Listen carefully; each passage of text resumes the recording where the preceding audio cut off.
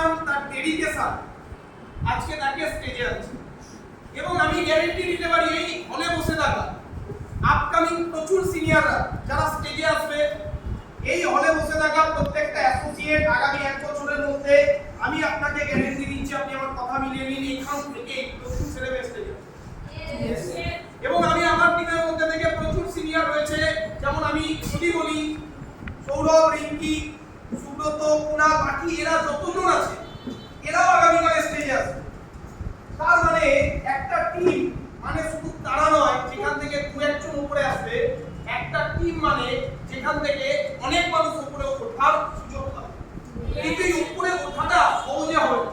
এই উপরে উঠে আসার জন্য আমাদেরকে অ্যাটিটিউডের পরীক্ষা দিতে হবে, আমাদেরকে কর্মের পরীক্ষা দিতে হবে, আমাদেরকে বিজনেসের পরীক্ষা দিতে হবে।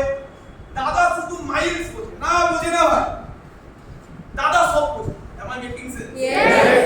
দাদা শুধু এসটিভি বোঝে না ভাই, বোঝে না এসটিভি। দাদা শুধু বোঝে তোমার অ্যাটিটিউড কেমন, তোমার টিম কেমন, তোমার এসটিভি আসছে কেমন। বুঝতে পারছি না, বোঝাতে পারছি? দাদা শুধু এনরোলমেন্ট বোঝে, বোঝে না ভাই।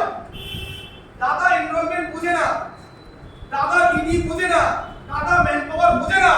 দাদা সবার আগে যদি কোনো কিছু বোঝে সেটা হলো অ্যাক্টিভিটি।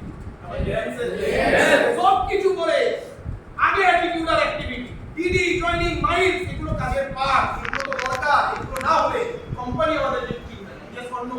ইয়েস। তাহলে সব কিছুর সাথে আমাদেরকে বড় হওয়া, সব কিছুর সাথে গ্রো করা, এটাই হলো আমাদের বিজনেসের মেইন মোটিভ, মেইন চ্যালেঞ্জ।